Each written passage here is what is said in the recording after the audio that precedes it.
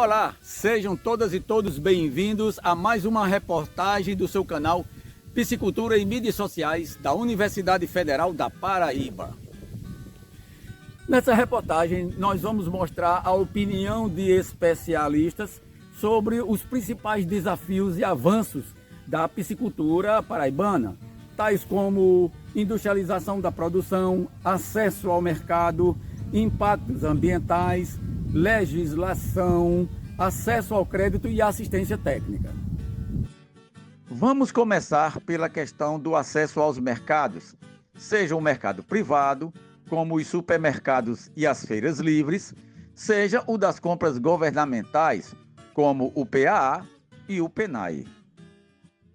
Os principais desafios que a Copafab tem para a questão da comercialização dos peixes, um dos principais é um local próximo, para certificado, para beneficiar de lápis, e um outro gargalo grande é a organização dos piscicultores, tanto para o pradão do peixe, para ter pradão, e também a questão do planejamento também de quantidade de peixe para fornecer tanto para o abatedouro do gargalo de lápis, também para suprir a necessidade também do comércio, tanto local como regional também, na nível de estado.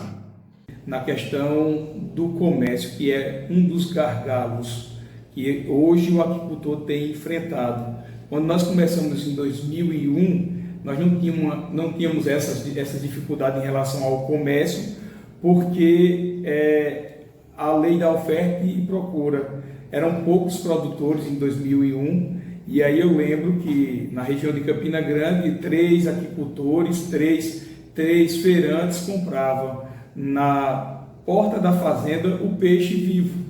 Levava o peixe vivo e fresco e era levado para as feiras livres.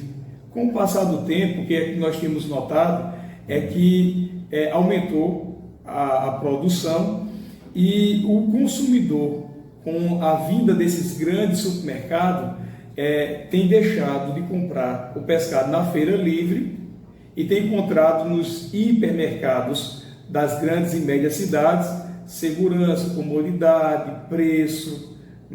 Em 2023, a Conab fez uma operação grandiosa na compra de pescado, justamente porque o governo adotou um critério de beneficiar os pescadores artesanais, o que também trouxe uma vantagem para o piscicultor, Porque como tem mais recursos dentro do setor da pesca, onde a gente compra esse pescado, o piscicultor também é beneficiado, porque o preço do pescado ele é influenciado pela demanda que se tem desse produto.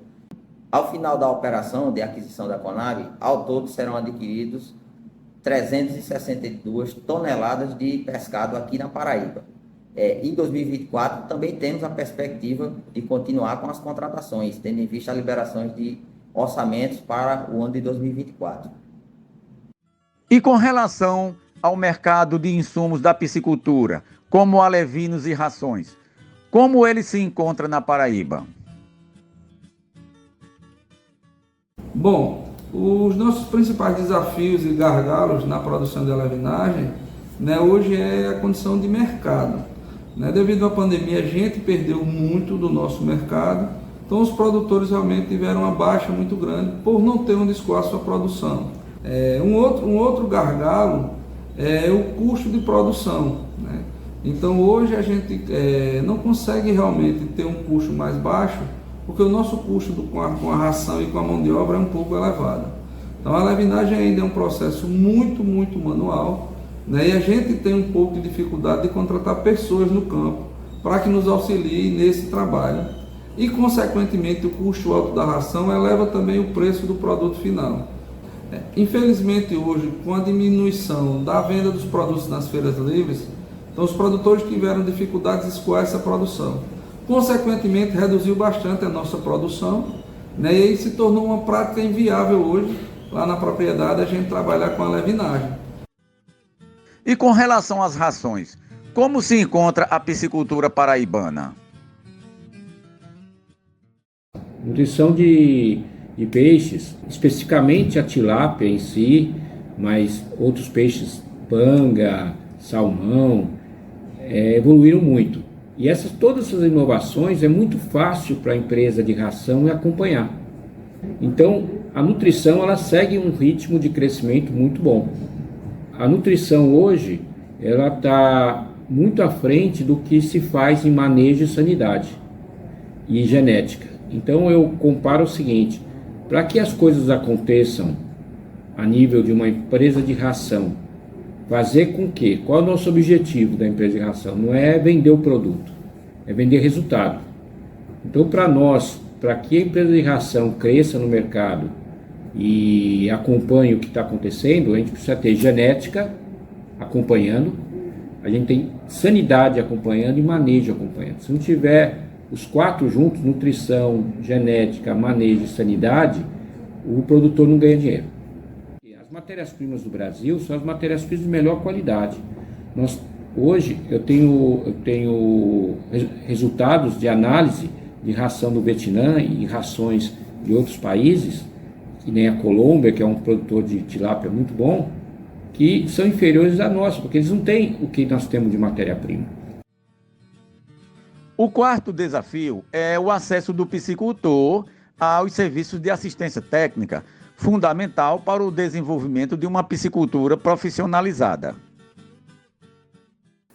As ações da Empaé Paraíba, na assistência técnica e extensão rural, na cadeia produtiva da piscicultura, tem atividades voltadas para a emissão do CAF, do Cadastro do Agricultor Familiar, a antiga DAP, tanto o CAF individual de cada um, como o CAF jurídico para associação e cooperativas, proporcionando o acesso às políticas públicas voltadas para esses pequenos produtores rurais, principalmente os pescadores artesanais e os agricultores familiares.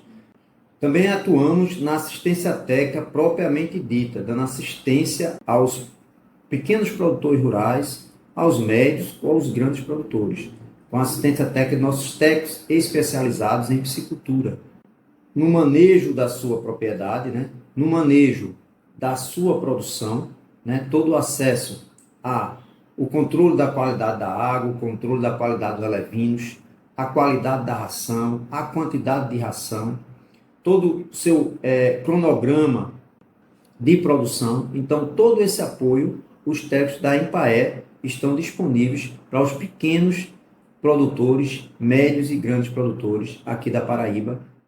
Como estão as condições de acesso do piscicultor ao crédito para a produção? A principal desafio e a principal dificuldade vislumbrada por mim no âmbito do trabalho do PRODETER, que é o Programa de Organização e Estruturação de Cadeias Produtivas, é a organização dos produtores. Aliado a isso, as dificuldades de obtenção ainda de coisas básicas como licenças ambientais e outorgas d'água. Outorga d'água nem tanto, porque hoje a ESA, nos dias atuais, a gente sabe que é bastante ágil. E também, hoje está um pouco mais flexibilizado, porque até R$100 mil o banco ele concede financiamentos apenas com aval. E nós temos também o nosso Agroamigo, que é um microcrédito fabuloso, é o maior programa de microcrédito da América Latina, do Banco do Nordeste, e hoje a gente consegue financiar para o homem R$10 mil, para a mulher R$12 mil, se for semiárido tem um desconto para algumas atividades, para alguns empreendimentos, um desconto de 40%, que coisa maravilhosa. Você tem uma ideia, para o setor aquícola como um todo, como o nosso PRODETER envolve a cassinicultura com o camarão vanamê e a piscicultura com a tilápia, em média, desde que a gente começou o trabalho com o PRODETER no final de 2019, 2020, pegou a pandemia, teve um baque danado, mas em média R$10 milhões a Superintendência Estadual tem aportado para essas duas atividades. Outro aspecto a se levar em conta é a industrialização da piscicultura, de grande importância para a agregação de valor à sua cadeia produtiva e acessar mercados especializados.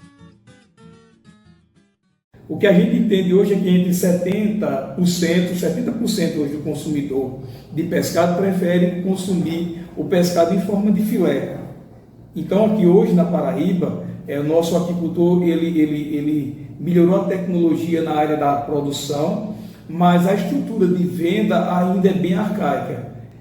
O caminho aí seria, na realidade, é a união dos produtores em forma de cooperativismo e ter a indústria de beneficiamento da sua produção. Né? Então, assim, o grande gargalo hoje da Paraíba é fazer com que a produção chegue a esses supermercados. Por que eles compram fora? Porque nós não temos dentro. Nós temos, mas nos padrões que o mercado exige, nenhum aquicultor da Paraíba chegou com o seu produto em quantidade, em qualidade e embalado conforme as exigências do mercado. Eu creio que o gargalo hoje é esse, a gente se organizar, que é muito difícil, em cooperativismo e termos nossa indústria a um custo reduzido, certo? Uma indústria onde todo produtor tenha voz e vez. Outro desafio importante para o desenvolvimento da piscicultura em geral e da paraibana em particular são os impactos ambientais que essa atividade provoca. Quais são os principais impactos gerados por essas criações nesses reservatórios? O principal deles seria a eutrofização, que nada mais é do que um crescimento descontrolado das algas, e consequentemente ocorre uma queda na qualidade da água e também um desequilíbrio ambiental, favorecendo perca na biodiversidade daquele reservatório, um desequilíbrio na fauna e na flora.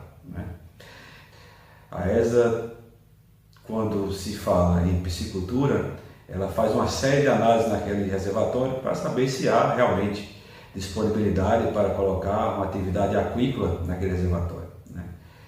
Se tratando de criação de peixe, o tipo de criação de peixe que gera mais impacto é aquela criação mais intensiva, onde tem uma alta densidade de peixe no mesmo ambiente, favorecendo, como eu bem disse, a eutrofização e até uma disseminação de doenças, tanto que afetam aqueles peixes que são, por vezes, exóticos, como também peixes nativos. Como vimos, são muitos os desafios e as dificuldades da piscicultura paraibana, mas vimos também que são muitas e diversas ou diversificadas as oportunidades. Basta que os produtores se organizem, seja se juntando, se associando a empresas que já atuam no setor ou se associando a cooperativas e desenvolvendo uma produção com um bom manejo.